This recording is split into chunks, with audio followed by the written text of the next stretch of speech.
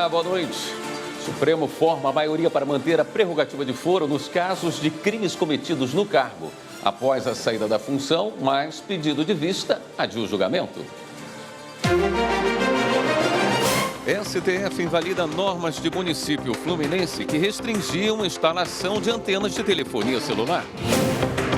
Confederação Nacional do Comércio aciona Supremo contra a medida provisória que revogou benefícios fiscais às empresas de eventos. Justiça condena o Facebook a indenizar fotógrafa que teve o perfil suspenso em rede social. E ainda, reportagem especial mostra os desafios para regulamentar o uso da inteligência artificial e as punições para quem se aproveita da tecnologia para cometer crimes. O Jornal da Justiça desta sexta-feira, 12 de abril, começa agora.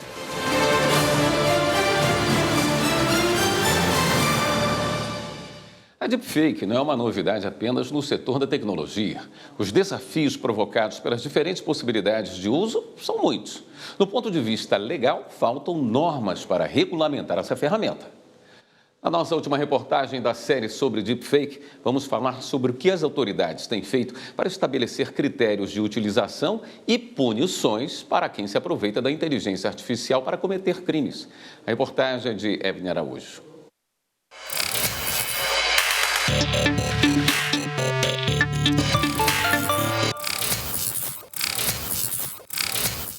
Agora que você já sabe o que é deepfake, como identificá-la, o que fazer para evitar cair em golpes usando a ferramenta e em quais casos o uso dela é legal ou ilegal, a gente vai te explicar quais autoridades são responsáveis por investigar e punir quem usa a tecnologia para desrespeitar a lei. Já tem algum tempo que para fazer qualquer tipo de operação financeira não é mais preciso ir ao banco. Com a facilidade dos aplicativos de celular e a melhoria dos sistemas de segurança, basta uma impressão digital, uma foto ou as ondas sonoras da própria voz para liberar uma transação. Só não podemos esquecer que, para os criminosos, qualquer oportunidade é uma potencial chance de se dar bem. Com a criação da autenticação via facial ou por voz, dependendo da situação, os criminosos começaram a utilizar de deepfake ou de inteligência artificial para se passar pelos usuários e assim conseguir acesso a contas e serviços. A SamSub, uma plataforma internacional de verificação de identidade, divulgou um relatório mundial sobre registros de fraudes usando ferramentas tecnológicas. O documento aponta que no ano passado, o uso da deepfake para aplicar golpes no Brasil aumentou 830%. A empresa analisou informações de 224 países. O que está sendo utilizado com a inteligência artificial é exatamente essa burla aos mecanismos de segurança, já que os serviços começaram a utilizar reconhecimento facial ou reconhecimento por voz dos usuários. Então, os criminosos tiveram que se adaptar e começar a recorrer a essas tecnologias de deepfake para conseguir acesso às contas bancárias ou acesso a contas de serviços. Além das fraudes, outros crimes estão sendo cometidos com o uso da deepfake. Recentemente, a cantora Anitta teve o rosto inserido num vídeo com conteúdo sexual. E vítimas anônimas também estão sofrendo com a prática. No Recife, meninas entre 13 e 14 anos tiveram imagens falsas com nudez espalhadas em um aplicativo de troca de mensagens. Na falta de uma lei específica sobre as plataformas tecnológicas, as condenações acabam se baseando nos crimes que já estão tipificados no Código Penal. O Jornal da Justiça se conectou com o advogado José Estevam Macedo Lima, no Rio de Janeiro. Ele é defensor de artistas como a cantora Luísa Sonza, que já foi vítima de crimes praticados pela internet, e explica essa estratégia. Se ele ultrapassa os limites e ele atinge a honra, em tese, ele pode tipificar algum dos tipos penais dos crimes contra a honra, artigo 138, 139 e 140 do Código Penal. ele representar uma determinada situação inexistente, em tese, pode tipificar o crime de falsidade ideológica ou estelionato, que é obter vantagem ilícita mediante meio fraudulento, para si ou para outrem, artigo 171, e falsidade ideológica, artigo 298 do Código Penal. Ele pode ser utilizado também para perseguir uma determinada pessoa, então ele pode tipificar o crime de stalking, né, que é o artigo 147 do Código Penal. Atualmente, o Congresso discute a criação do marco legal da inteligência artificial. No caso das deepfakes, a ideia é que seja obrigatória a aplicação de um selo na imagem para mostrar que o conteúdo foi modificado. O fato de a gente não ter um rótulo, uma legenda, uma marca que seja d'água nesses conteúdos produzidos, né, como deepfake, faz com que a gente fique num cenário de desconfiança eterna. Não se saberá exatamente se o vídeo de um determinado candidato, né, político ou até mesmo de uma celebridade, aquilo é ou não falso. Precisa ter uma identificação. Trata do uso de inteligência artificial, para que a pessoa possa fazer a própria verificação dela e o conceito dela a respeito da credibilidade daquilo que está sendo manifestado como liberdade de expressão ou como manifestação artística. Por quê? Porque a liberdade de expressão, apesar de ser um princípio constitucional, ele não é absoluto e ele tem limites aí. Se os nossos sentidos não forem capazes de identificar que um conteúdo é falso ou não, a gente pode caminhar para uma espécie de relativismo em que a gente não vai conseguir mais acreditar se aquela informação é ou não verdadeira e aí a começar justamente a relativizar fatos que são importantes, que mereceriam a nossa atenção. As aparências nem sempre refletem a realidade. À medida que os tempos mudam e a tecnologia evolui, é crucial que estejamos atentos. Informação é tudo.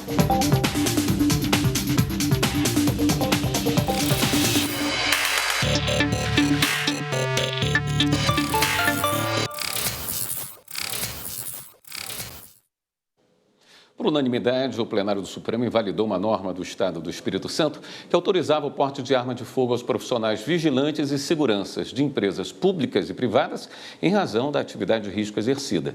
No voto, o relator, ministro Dias Toffoli, considerou que a Lei Capixaba é inconstitucional porque as unidades da Federação não podem legislar sobre porte de arma, já que a Constituição Federal estabelece que essa competência é privativa da União.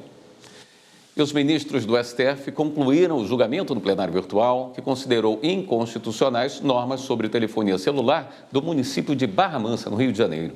Elas exigiam licenciamento ambiental e regulamentavam a instalação de antenas na cidade. Acompanhe na reportagem de Carolina Chaves. Foram questionados 2 decretos, 2 leis e uma portaria do município de Barra Mansa. As normas restringiam a instalação de antenas de celular na cidade, com regras diferentes das definidas pela União. A ação foi apresentada pela Associação Nacional das Operadoras Celulares, ACEL. Ela alegou que as normas no município invadem a competência privativa da União para tratar de telecomunicações e radiodifusão. A associação lembrou que já existem 3 leis federais vigentes sobre o assunto e que compete à Agência Nacional de Telecomunicações, a Anatel, a definição de limites de tolerância da radiação emitida por antenas transmissoras, de forma que não seja prejudicial à saúde. No plenário virtual, os ministros seguiram o relator, ministro Luiz Fux, que invalidou as normas por se tratar de matéria privativa da União. Veja a seguir, STF forma a maioria para manutenção da prerrogativa de foro após saída do cargo, mas pedido de vista de julgamento. E também, Supremo vai decidir sobre pagamento de pensão à pessoa trans quando a mudança no registro civil foi antes do falecimento do servidor. A gente explica esse caso no próximo bloco.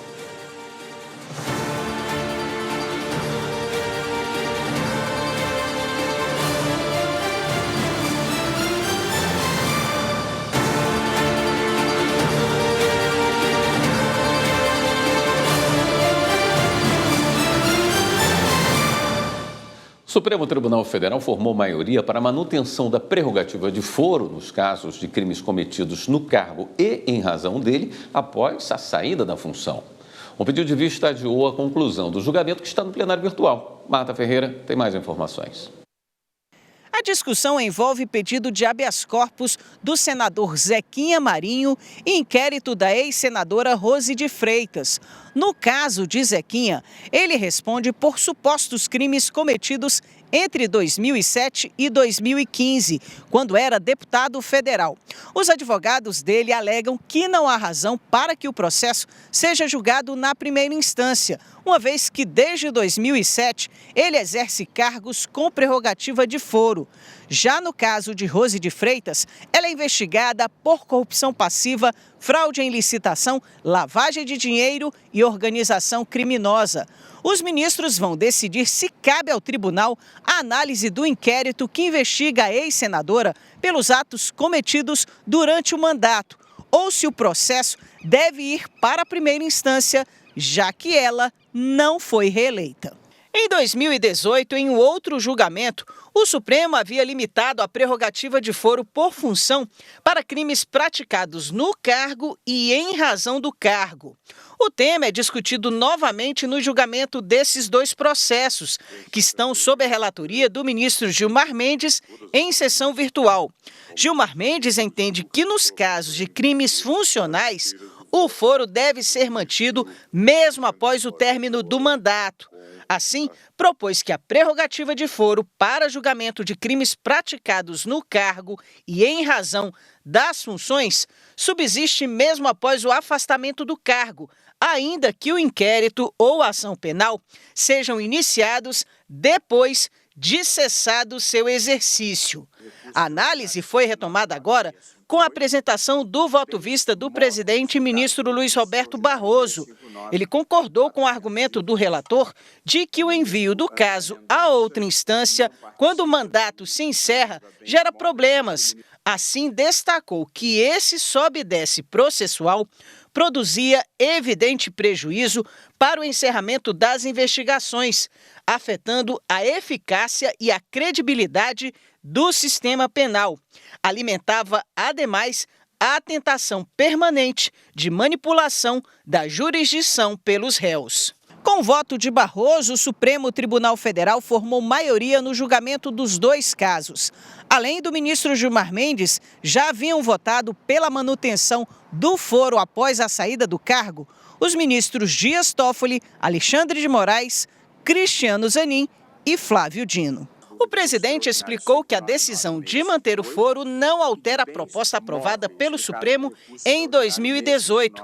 Barroso esclareceu que o julgamento em andamento altera, na realidade, o entendimento firmado em 1999, na questão de ordem no inquérito 687, segundo o qual o fim do cargo encerrava também a competência do STF. Assim, ressaltou que, nesse ponto, considerando as finalidades constitucionais da prerrogativa de foro e a necessidade de solucionar o problema das oscilações de competência, que continua produzindo os efeitos indesejados de morosidade e disfuncionalidade do sistema de justiça criminal, entendo adequado definir a estabilização do foro por prerrogativa de função, mesmo após a cessação das funções. O ministro André Mendonça pediu um prazo para analisar melhor a questão. Mesmo com o novo pedido de vista, os demais ministros terão até a noite do dia 19 de abril para votar caso queiram. O foro, por prerrogativa de função, é aquele que se atribui a competência para processar e julgar determinadas pessoas em razão da função pública que exercem. E o ministro Luiz Roberto Barroso votou a favor de reconhecer a repercussão geral no processo em que a Corte vai decidir se é possível exigir para o pagamento de pensão por morte à pessoa trans a mudança no registro civil antes do falecimento do servidor. A discussão está em análise no plenário virtual, como mostra Evelyn Araújo. No caso analisado, o militar da Marinha morreu quando a autora do processo tinha apenas 11 anos. À época, ela constava como menino no registro civil, embora já se identificasse como sendo do gênero feminino. Mesmo assim, a instituição considerou o registro civil masculino e só pagou a pensão até os 18 anos, quando ela completou a maioridade. A mulher recorreu à justiça para ter direito de receber a pensão de filha solteira de militar, alegando violação de garantias previstas na Constituição, como a dignidade humana, ao objetivo de promoção do bem de todos, sem preconceito e discriminação, e ao princípio da igualdade. O caso chegou ao Supremo Tribunal Federal depois que o Tribunal Regional Federal negou o pedido. No STF, a mulher argumentou que o recebimento da pensão deveria ser assegurado a todas as filhas maiores solteiras, independentemente do momento que o Estado passou a reconhecê-la como pessoa do gênero feminino. Os ministros agora analisam se esse tema tem repercussão geral. O relator, ministro Luiz Roberto Barroso, votou por reconhecer a repercussão. Na manifestação, ele disse que a existência de interpretações diversas sobre os efeitos e a natureza do ato de alteração de registro por pessoas transexuais para fins previdenciários evidencia a relevância jurídica da controvérsia. Mais além, o conflito potencial entre, de um lado, a segurança jurídica e, de outro, a tutela do direito à igualdade e ao direito ao reconhecimento dos transexuais demonstra a natureza constitucional da questão submetida ao Supremo Tribunal Federal. Trata-se de matéria com repercussão geral sob todos os pontos de vista, econômico, político, social e jurídico, em razão da relevância e transcendência dos direitos envolvidos. Os ministros devem votar se há ou não repercussão até a próxima sexta-feira, dia 19 de abril. Agora a gente fala sobre casamento homoafetivo. Somente em 2022 foram 11 mil registros, segundo o IBGE. A Carolina Chaves mostra como as mudanças sociais, políticas e judiciais contribuíram para esse crescimento. Em julho do ano passado, Gilda e Patrícia oficializaram a relação de 3 anos e meio. Para elas, além da liberdade para expressar o amor, conseguir casar no cartório foi dar mais um passo rumo ao futuro. Um chamego desse só pra mim. Resolvemos nos casar porque nos amamos e porque a gente quer construir uma vida juntos, porque a gente quer de fato estar uma ao lado da outra, vivenciando tudo isso. Essa formalização ela traz uma segurança afetiva, né? E também a segurança em termos jurídicos. Gilda e Patrícia fazem parte de uma estatística que cresce a cada ano. Em 2022, foram realizados 11 mil registros de uniões homoafetivas. O número é 20% maior que o registrado em 2021, a maioria entre mulheres. Os números divulgados recentemente pelo IBGE consideram apenas os casamentos civis nos cartórios e não as uniões estáveis. É o maior número de uniões homoafetivas desde que o Conselho Nacional de Justiça, em 2013, determinou que os cartórios realizassem casamentos de pessoas do mesmo sexo. Todas as grandes regiões tiveram aumento de registros em cartórios. O crescimento maior foi na região sul, 9,5%. A especialista em direito homoafetivo e de gênero, Cíntia Cecílio, explica que o aumento se deve a uma mudança política, social e jurídica. Quando a gente se tem uma realidade social e política onde a população LGBTQIA+, ela está sendo mais acolhida, mais protegida e se fala mais sobre os direitos, a gente vê que existe aí uma coragem maior dessas pessoas procurarem os seus direitos. A mudança no tratamento legal dado a casais homoafetivos começou em 2011, com o julgamento de 2 ações no Supremo Tribunal Federal. Uma apresentada pelo Estado do Rio de Janeiro e a outra pela Procuradoria-Geral da República. O Estado do Rio pedia os mesmos direitos entre funcionários públicos. A defesa foi feita pelo presidente do STF, ministro Luiz Roberto Barroso, que na época atuava como advogado. A vida boa é feita do direito de procurar a própria felicidade. De modo que o que se pede aqui, em primeiro lugar, que este tribunal declare na tarde de hoje, é que qualquer maneira de amar vale a pena. O foco da discussão foi o artigo 1723 do Código Civil, que define como união estável aquela entre o homem e a mulher, configurada na convivência pública contínua e duradoura e estabelecida com o objetivo de constituição de família. Por unanimidade, os ministros concluíram que o reconhecimento da união homoafetiva como entidade familiar garante a dignidade humana. O relator foi o ministro Aires Brito. A homossexualidade, porém, é entendida não como anomalia patológica, mas como identidade psíquica e, portanto, como equilíbrio específico que o sujeito encontra no seu processo de individuação. Veja no próximo bloco, Promotoria Criminal de São Paulo emite parecer contra a progressão de regime para Alexandre Nardoni, condenado pela morte da filha. E ainda, Facebook é condenado a indenizar fotógrafa de Goiânia que teve o perfil em rede social suspenso. Voltamos em instantes.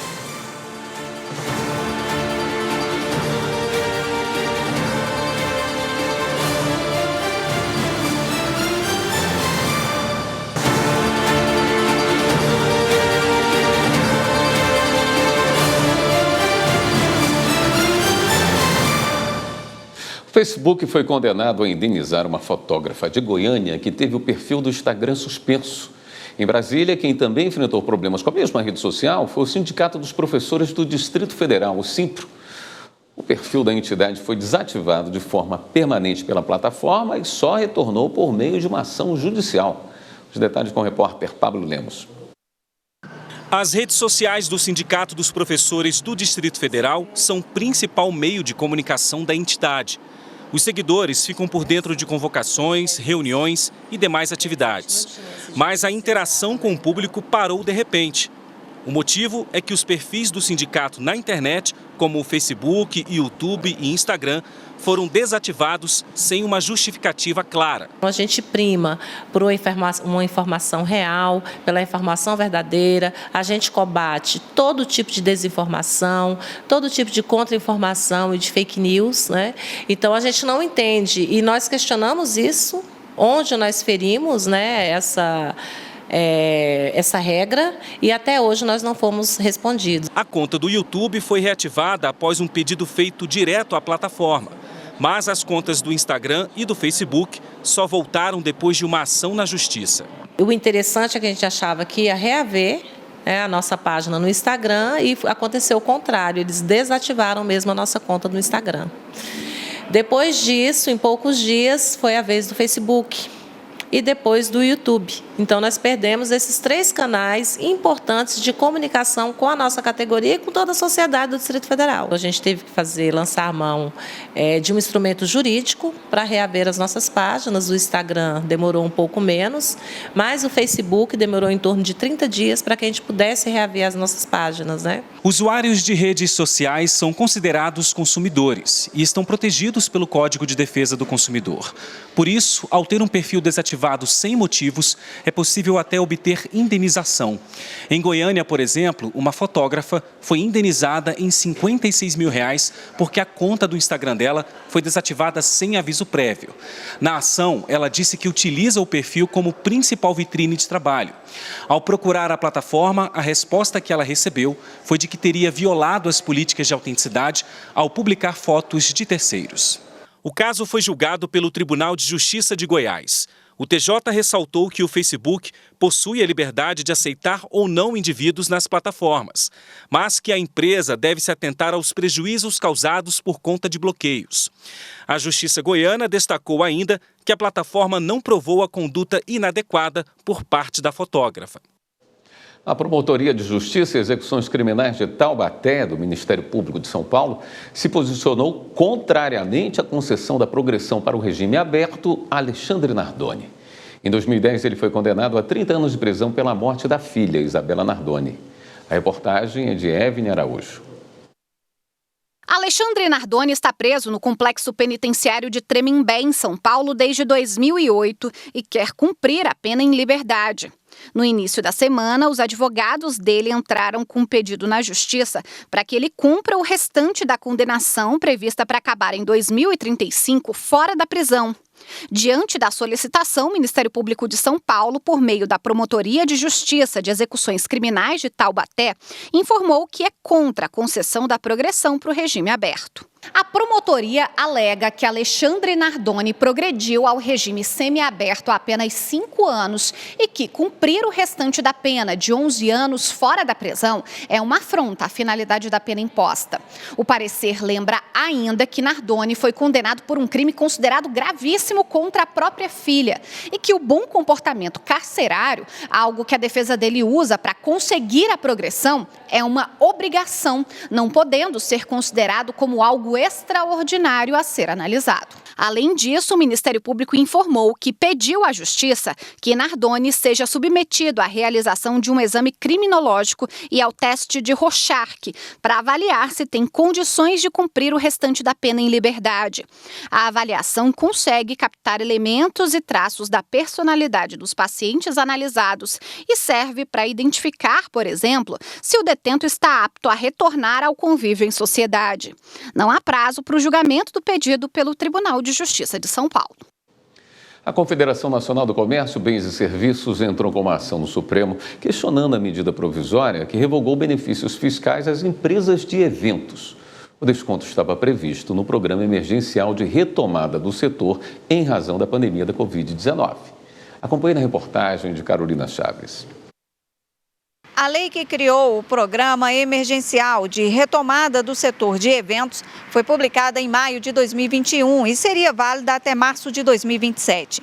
No Supremo, a Confederação questiona a medida provisória de dezembro do ano passado que revogou os benefícios fiscais e retomou a cobrança do imposto de renda na alíquota normal a partir de 1º de janeiro de 2025. Além disso, a MP prevê a retomada desde o dia 1º deste mês da contribuição social sobre o lucro líquido CSLL, do PIS/PASEP e da COFINS das empresas. Aqui no Supremo, a confederação que reúne empresas de eventos afirmou que o programa foi criado para compensar os prejuízos durante a pandemia da Covid e a edição da medida provisória viola os requisitos estabelecidos na Constituição Federal quanto à relevância e urgência do tema, recentemente aprovado pelo Congresso Nacional. A CNC pede para suspender a volta da cobrança do imposto, porque as empresas de eventos não vão suportar a carga tributária nova e não esperada. Ainda não há data para julgamento da ação, que tem como relator o ministro Cristiano Zanin.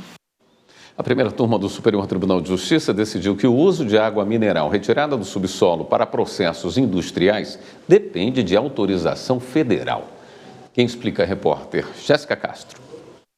O entendimento do colegiado foi o de que é indispensável a autorização federal para a utilização de água mineral obtida diretamente do solo como insumo em processo industrial, mesmo que ela não seja destinada ao consumo humano. Assim, a primeira turma reformou o acórdão do Tribunal Regional Federal da 4ª Região, que, confirmando sentença de improcedência de ação popular, considerou suficiente a autorização do Poder Público Estadual para o uso de água termomineral por uma indústria de café. De acordo com o TRF4, não haveria obrigatoriedade de prévia autorização do Departamento Nacional de Produção Mineral, que foi substituído pela Agência Nacional de Mineração para o uso da água retirada do solo em processos industriais, porque a permissão seria necessária apenas nas hipóteses de extração para consumo humano ou para fins balneários. O relator do recurso do Ministério Público Federal, ministro Paulo Sérgio Domingues, pontuou que a Constituição Federal prevê que os recursos minerais são bens da União, inclusive aqueles que estão no subsolo. Para o relator, diferente do entendimento do TRF4, o que caracteriza a água como mineral e, por consequência, define a necessidade de autorização e fiscalização federais para sua exploração é a composição química e não a finalidade para a qual será destinada. O colegiado acompanhou o entendimento do relator, no sentido de que a legislação brasileira protege o possível interesse da União por um ativo econômico natural do poder público, de forma que o recurso não poderia ser explorado sem a autorização federal. A seguir, Braskem é condenado a pagar plano de saúde de químico aposentado que está com leucemia. E ainda, calendário eleitoral. A gente traz as informações para quem quiser usar a biometria para votar nas próximas eleições municipais. Voltamos já.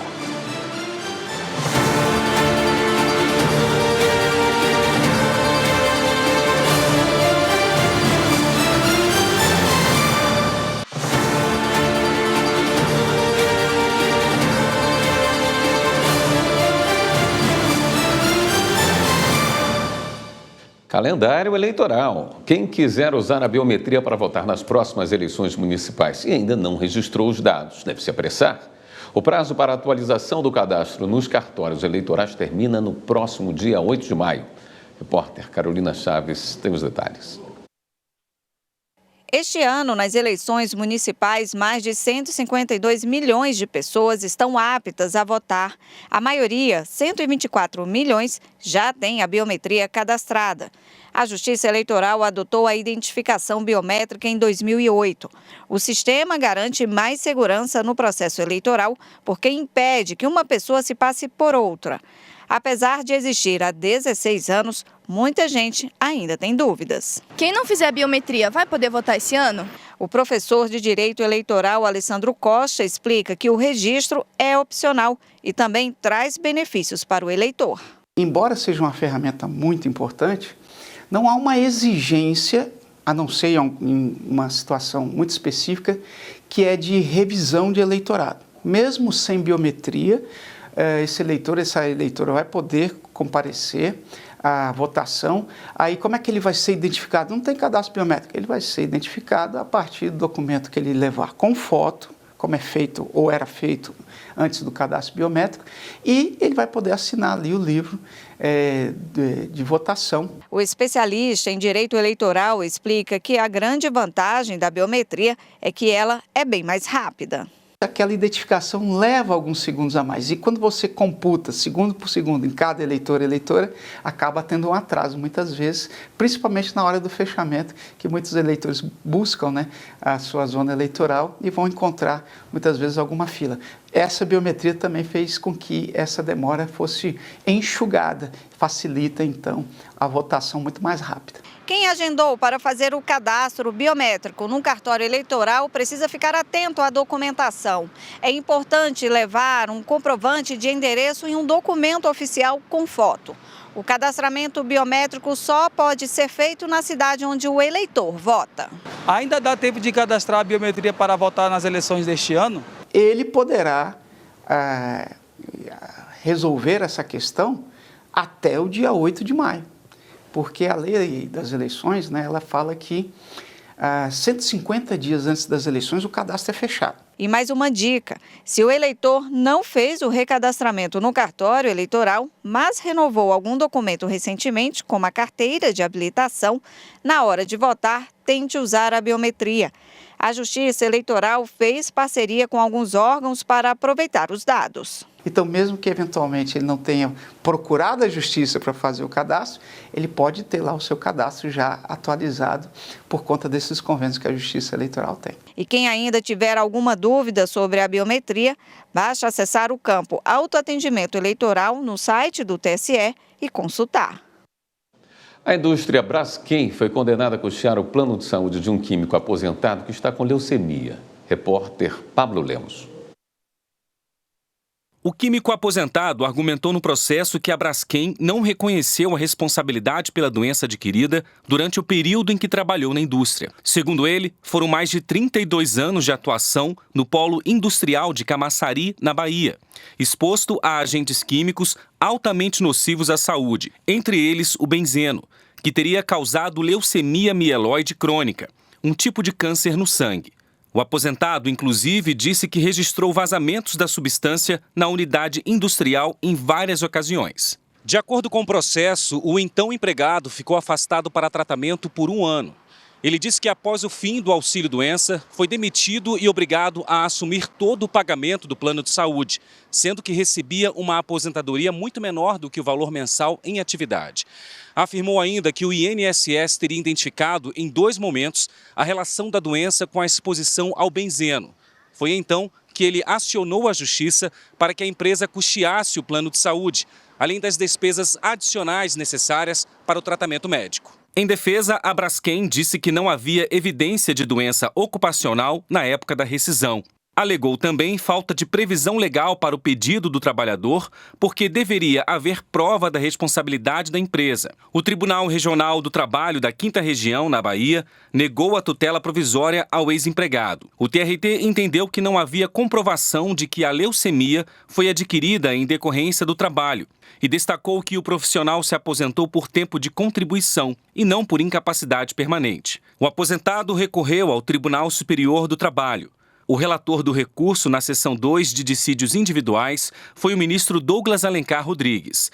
Ao julgar o caso, o ministro lembrou que há inúmeros relatórios médicos indicando que o profissional foi diagnosticado com câncer, além do uso de medicação por tempo indeterminado. O relator assinalou ainda que a perícia do INSS constatou exposição ao benzeno. Outro ponto destacado foi um regulamento da Previdência Social que indica as leucemias como doenças relacionadas a essa substância química. Por unanimidade, a SDI2 decidiu determinar que a empresa pague integralmente o plano de saúde do químico aposentado, diagnosticado com leucemia, até que o processo trabalhista, movido pelo profissional, seja solucionado. A Braskem entrou com embargos que ainda não foram julgados. O Tribunal Regional Federal da 1ª Região concedeu aos desembargadores federais Flávio Jaime de Moraes Jardim e Eduardo Felipe Alves Martins o colar do mérito judiciário ao ministro Nelson Hungria, em razão da posse como membros do tribunal. Repórter Adriana Dutra. A solenidade de outorga do colar do mérito judiciário, ministro Nelson Hungria, aos mais novos desembargadores do TRF da 1ª Região, ocorreu na tarde desta quinta-feira no plenário da Corte. Flávio Jaime de Moraes Jardim e Eduardo Felipe Alves Martins foram indicados pelo critério do 5º Constitucional em vagas destinadas à Ordem dos Advogados do Brasil e completaram o processo de ampliação do TRF1, que agora conta com 43 desembargadores. Conheço bem as virtudes do tribunal, mas digo também conheço os problemas que o advogado enfrenta. Então eu acho que por ter esse conhecimento de causa, por ter exercido o ofício aqui diretamente, eu posso trazer algumas experiências que podem contribuir para facilitar tanto o trabalho do advogado, como o auxílio aí na prestação jurisdicional, porque, em última análise, o que a gente está interessado é em melhorar mesmo o acesso à justiça do cidadão. Nós pegamos uma competência bastante abrangente, nós pegamos aí essa parte toda que eu costumava dizer quando advogado e agora como magistrado, é a parte que regula as políticas públicas eu diria que não só da 1ª Região, mas do Brasil. A nossa expectativa é que a gente possa prestar uma jurisdição humana, uma jurisdição serena, célere e com um bom senso de justiça. Mestre em Direito Constitucional e em Direito Americano, além de doutor em Direito, Flávio Jardim foi procurador do Distrito Federal e assessor de ministro do Supremo Tribunal Federal e do Tribunal Superior Eleitoral. Já Eduardo Martins é pós-graduado em Direito Tributário e Finanças Públicas e mestrando em Gestão Pública pela Universidade de Lisboa. Foi assessor judiciário do TJ de Alagoas e membro das comissões especiais de Direito Administrativo e Direito Médico do Conselho Federal da OAB. Na fronteira com a Bolívia, o Judiciário de Rondônia comemora os 95 anos de instalação da comarca de Guajará-Mirim. Reportagem Adriel Diniz.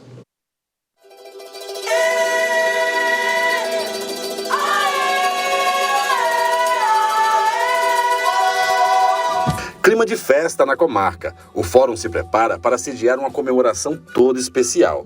Para o desembargador Raduan Miguel Filho, presidente do Tribunal de Justiça, a relevância histórica desta data é devidamente reconhecida. E a instalação da comarca de Guajará foi um reconhecimento do estado do Mato Grosso, na época, de que aqui merecíamos ter um juiz, ter um promotor e ter uma estrutura judiciária para resolver os conflitos da época. Então, com base nessa premissa da necessidade da instalação da comarca é que hoje estamos aqui para celebrar. A comarca de Guajará-Mirim celebra 95 anos, reverenciando a riqueza cultural e histórica aqui na fronteira do Brasil com a Bolívia. Para celebrar essa data tão importante, o Poder Judiciário de Rondônia faz uma grande festa aqui no Fórum Nelson Hungria. As homenagens são uma parte essencial dessa celebração, reconhecendo aqueles que contribuíram para a história da justiça em Guajará-Mirim. As pessoas têm um sentimento e um valor histórico pela cidade de Guajará. E não por acaso, hoje nós comemoramos os 95 anos da instalação da comarca. Eu quero só parabenizar o Tribunal de Justiça por esse evento. E a cultura também está presente, com as apresentações dos grupos folclóricos Flor do Campo e Malhadinho, que trazem a alegria e a tradição local para o evento. Os bois bumbás são a maior expressão cultural da região. Nós viemos mostrar um pouco do nosso trabalho, um pouco dos talentos da cultura regional de Guajará-Mirim. Eu sou nascida em Guajará-Mirim, nascida e criada, né? Então, assim, a gente tem uma história bem bonita, uma história longa, uma história de boi-bumbá, né? Que é uma referência em Guajará-Mirim. Além das festividades, a exposição Comarca de Guajará-Mirim 95 anos revela documentos e relíquias que contam a trajetória desta comarca ao longo dos anos. Exemplo dessa réplica da partitura original da música que deu origem ao hino oficial do estado de Rondônia, cuja melodia foi composta pelo juiz José de Melo Silva, que atuou na comarca quando a região era o território federal de Rondônia. O documento foi entregue à prefeitura. Além dos painéis com documentos e informações históricas, 15 máquinas de datilografia fazem parte da exposição, que remonta ao tempo em que as máquinas de escrever dominavam o mundo. Ambas exposições são ações do Centro Cultural e de Documentação Histórica do Tribunal de Justiça de Rondônia, que preserva a riqueza da memória institucional do judiciário rondoniense.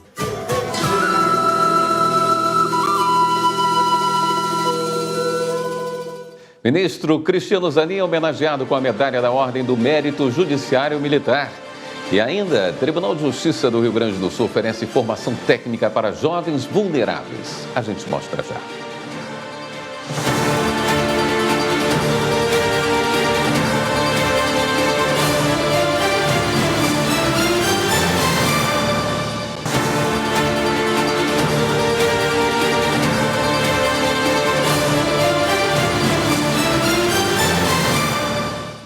O Superior Tribunal Militar vai decidir se pode ser aplicada uma mesma decisão nos casos de acordos de não persecução penal e suspensão de processo a réus civis na Justiça Militar da União. Repórter Pablo Lemos. A proposta é da ministra Maria Elizabeth Rocha e foi admitida pelo plenário do STM em novembro de 2023.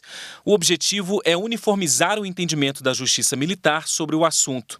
O acordo de não persecução penal é feito entre o Ministério Público e o investigado, que precisa cumprir cláusulas negociadas com o MP. Em troca, a punição aplicada ao réu é extinta, desde que o crime não envolva violência nem grave ameaça e com pena mínima inferior a 4 anos.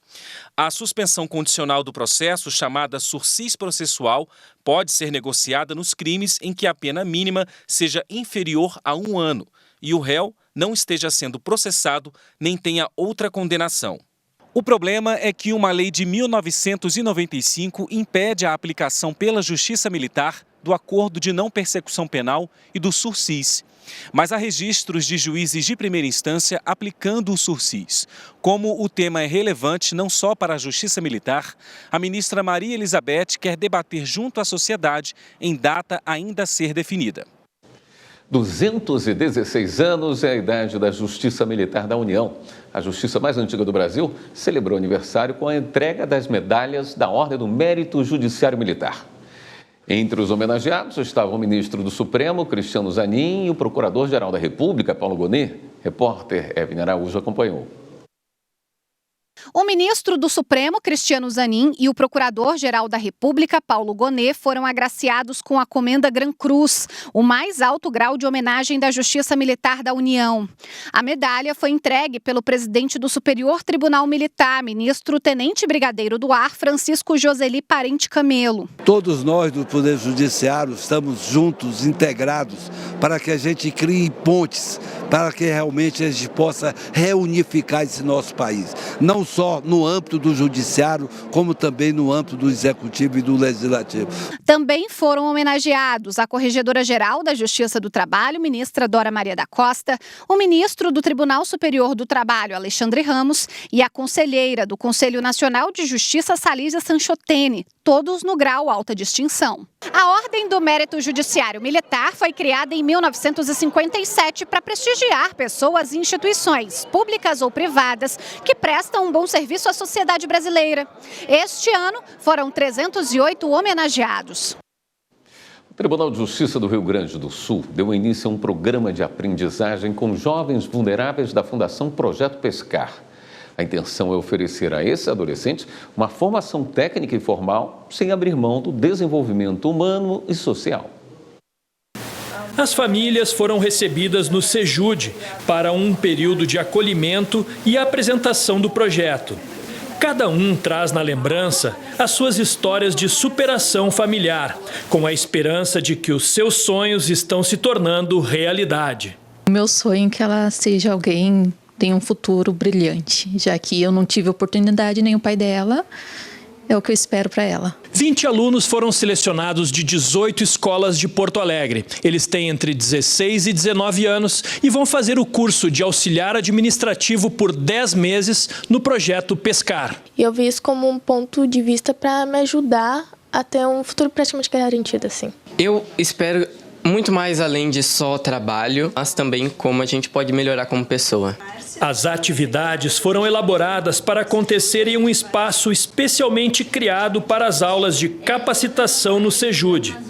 Noções de departamento financeiro e contabilidade, elaboração de documentos oficiais, processos de gestão de pessoas e atendimento ao cliente. A ideia é que a gente forneça um curso de assistente administrativo e que esses jovens possam ter, então, uma iniciação, um preparo para esse ingresso no mercado de trabalho. O projeto Pescar no Brasil possui 67 unidades ativas, com mais de 1.700 jovens em situação de vulnerabilidade, sendo preparados para o desenvolvimento de suas potencialidades. Para nós é um orgulho imenso, né? Essa unidade aqui no Tribunal de Justiça do Rio Grande do Sul, com esse curso de assistente administrativo e essas possibilidades de acesso, né? Eu acho que o jovem, ele nem imagina que ele pode acessar esse espaço. Então, os jovens em vulnerabilidade que nós atendemos vão estar podendo acessar esse espaço e os servidores contribuindo como voluntários na formação desses jovens.